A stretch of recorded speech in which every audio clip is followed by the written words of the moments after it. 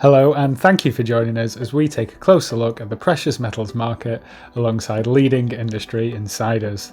Joining us today, we have Keanen Brackenridge, Product Manager at LPM, in discussion about how 2020 has shaped Asia's investing landscape.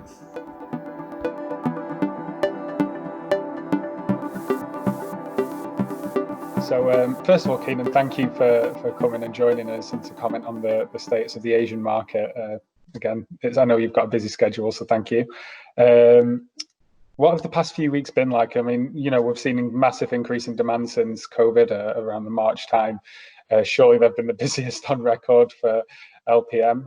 Have you got any success stories that you'd like to share? Yeah, so for us, obviously the last 3 months have been, we've seen a boom in business. We've been struggling to keep up. I guess for us, success story is that we're such a small company as it is, and for us to have, really gone through this period and kept up with everything that's happened in terms of business has been incredible and phenomenal, and that's just part of the effort that we've seen and the dedication from all the team members on board. We've had our record revenue months over the last 3 months, so for an organization our size, that's credit to the team that's worked really closely together during this difficult period. No, of course. It's been a transition time for most businesses. Of course, the market over there is very, I don't want to say fragile, but there's been a lot going on, between the riots, obviously Corona, but I want to know how the Sino-American trade war has influenced the US market, and are the effects of the tariffs still being felt, or have they been dwarfed by the COVID pandemic? I think, that definitely has had an impact on certain products. I wouldn't say, across our business overall. An example would be, of course, we do trade heavily in silver and gold pandas. So given that product, originates from China, there's been, difficulty in moving the product to US because of tariffs that are in place. So we've definitely seen a drop off in that sort of particular product. And I guess any sort of product that originates from China just because of the increase in pricing. However, beyond that, I think, there are other factors so far that have been more of an influence that has affected our business. Obviously, COVID-19 is, on the top of that list, and just, domestic issues that have, been brewing, I guess, for almost a year in terms of the protests that have been happening. No, of course. Coronavirus is nothing new. We know that array kind of emerged in the Chinese regions. I mean, did you begin to see any demand uplift that early, kind of late 2019? And kind of when did things really take hold in Hong Kong and that demand spike kind of become realized? For us, the big increase was really in middle of March, where spot prices had a huge nosedive.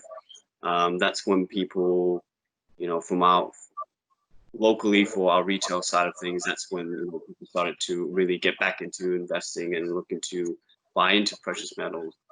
And of course, in conjunction with the uncertainty that was happening with, COVID-19, logistical issues that we were facing, as flights were being canceled, and lastly with even just supply issue that just sort of accumulated into this market that we've seen, I guess, over the last 3 months, where premiums have really gone through the roof.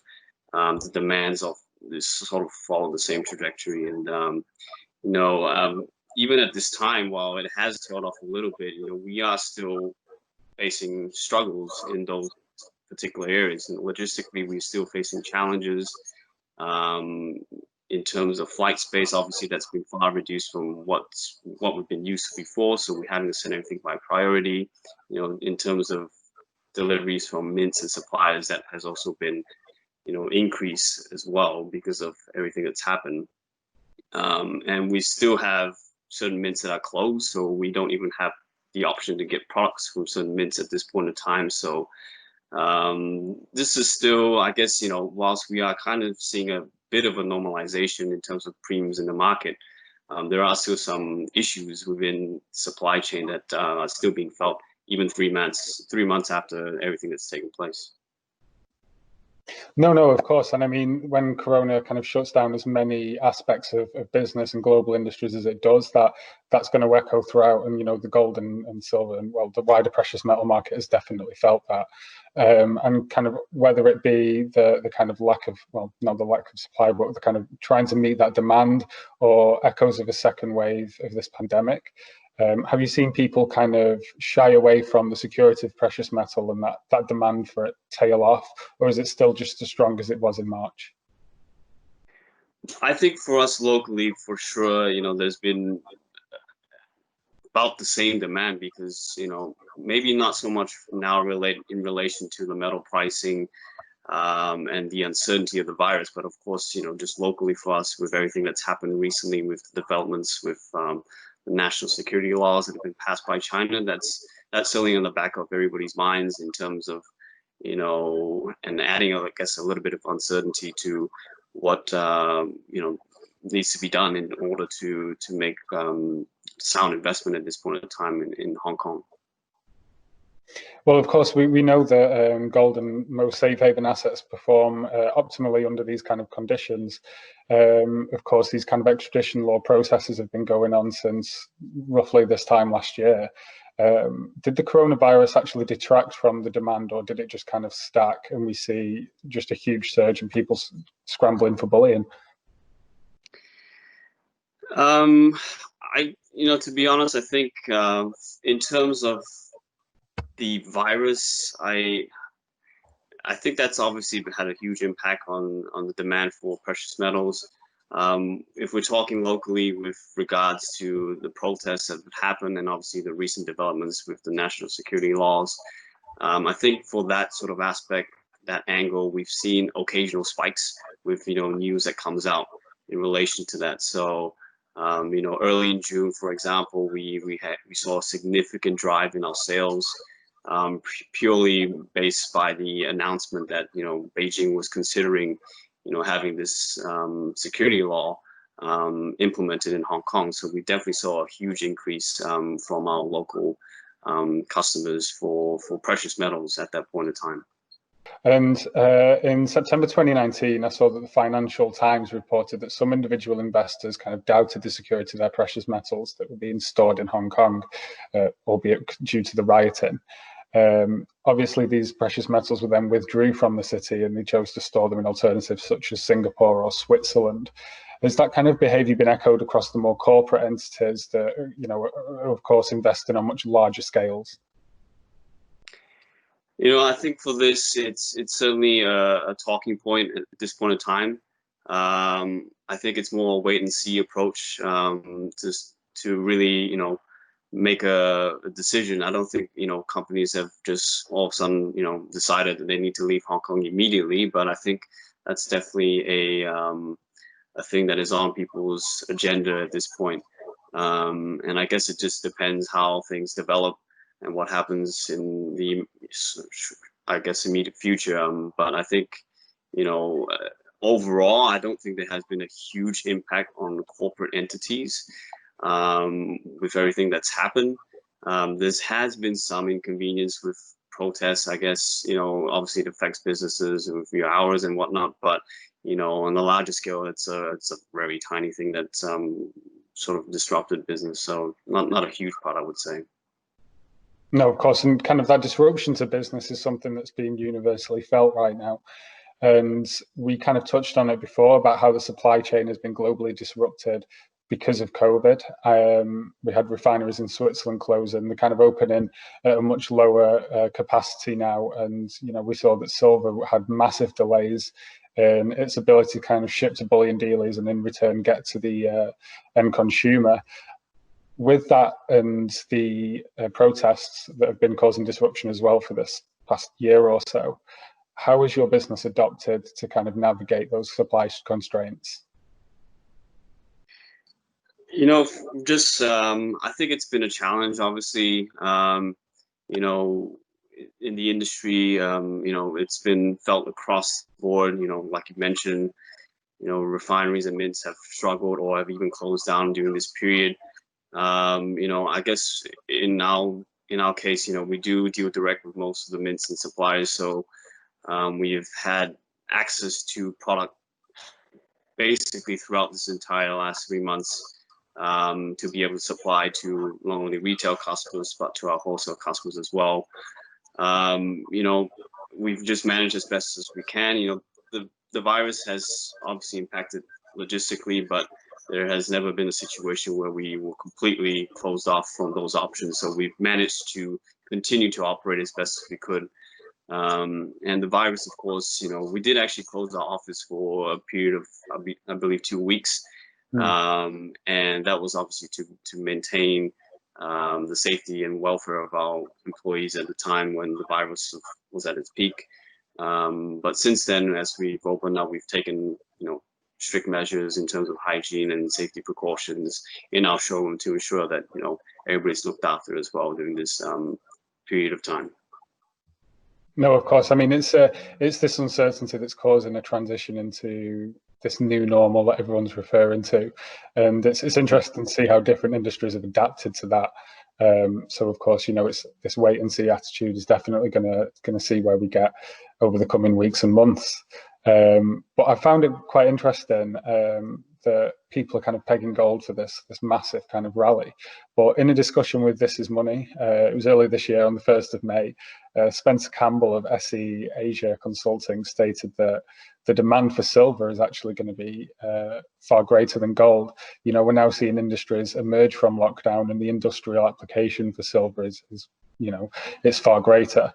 Why do you think we're going to see gold take this backseat in the investing market? From a retail perspective, we are actually still seeing customers revert to gold as their choice of purchase, just because, like you said, gold traditionally has always been a safe haven choice, the go-to metal, I suppose. But having said that, there are investors that are looking at silver and platinum as well as an opportunity, because gold has already gone up so dramatically in price. It's almost at its all-time high at this point in US dollars, and I think it's already breached that high in other currencies anyway. But in silver and platinum, there is that opportunity, I guess, because it is at a much lower price point at this time, and I think investors are exploring those two metals separately now as potentially a bigger sort of opportunity in terms of an increase in price. So this one's a little bit different. We're not talking about precious metals strictly in this one, but we've kind of seen a rise in asset-backed cryptocurrencies over the past couple of years, and the government adoption of blockchain. We've seen Russia, we've seen China have been very eager to kind of see the practical applications of blockchain over the past few years, and that in tandem with kind of the dominance of mobile transactions across the Asian market. I believe I read a statistic where I think it's 80% of the kind of Asian population are willing to pay for stuff on the mobile phones, whereas it's something ridiculous like 10% in the more Western regions of the world. Kind of those two in correlation with each other, do you believe that we will see a large shift from, say, ETFs towards digital gold or these new stable coins, as opposed to kind of the more traditional physical holdings of precious metal? I think that's a good point. Obviously we are seeing a huge transition towards e-payment sort of platforms in everyday sort of life spending. And, I think it's inevitable that, of course, the industry will move to accommodate a platform that is more, that offers that sort of same experience in terms of ease and convenience that customers look for nowadays. Having said that, though, I think, traditional physical gold has its place in the industry. It's the old traditional, if you don't have it, then you don't own it kind of sentiment, which I think still lingers in the industry and the customer base as a whole. So I think that will definitely still be relevant. But of course, I think with it's only inevitable that we will start to see a transition towards other platforms that are geared towards customer preferences as society sort of changes to that in other parts of our world, I guess. No, and of course, I know we've just touched on these record gold prices. It's a strange time because we're seeing universal buying trends where this demand for bullion is just absolutely surging, and the constraints on the industry are making it, we'll say, challenging to meet that demand. But kind of moving forward, I know we're seeing whispers of almost a second infection wave of COVID, and people are emerging from lockdown and now hesitant to go too far into that. And we're seeing smaller, more regional isolation and lockdowns now being implemented. With that in mind, how do you predict the rest of 2020 will go for the precious metal market? Are we going to see more leaps and bounds and surges in price and new records being hit? Or are we going to see kind of flock into other safe haven assets? That's an interesting question. I wish I had the answer to that, but I think obviously the sentiment is there.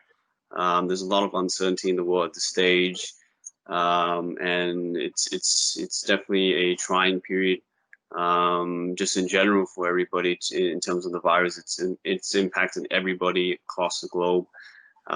So I do believe, obviously, with precious metals as a safe haven sort of choice for investors' portfolio, I certainly think there'll be a continued drive towards people looking into whether it's new people that are trying to making their first purchase, or investors that have been kept on the sideline. I think there'll definitely be the sentiment will be positive for the industry as a whole. No, of course, and it's kind of that positive note that we kind of want to end this interview on. I mean, is there anything moving forward that LPM has got planned for this year? Any new rollouts or campaigns that it wants to let our viewers in on? Yeah, I mean, we're continuing to develop new relationships in the industry, and nurture the ones that we have, especially in this trying time. And we do have, in terms of products, we have quite a few exclusives that are coming up, that we're looking forward to sharing with our partners and our customers in the next coming months. Fantastic. Well, thank you for joining us today, Keanen. It's been very insightful into the Asian market. Thanks, Adam. Appreciate it, and thanks for getting up a little bit early, obviously on your end, and accommodating that. Much appreciated. No problem at all. Thanks, Keanen. All right, take care. If you enjoyed this video, be sure to subscribe to the Chards channel and stay up to date with our releases by hitting the notification bell or by following our Facebook, Instagram and Twitter pages.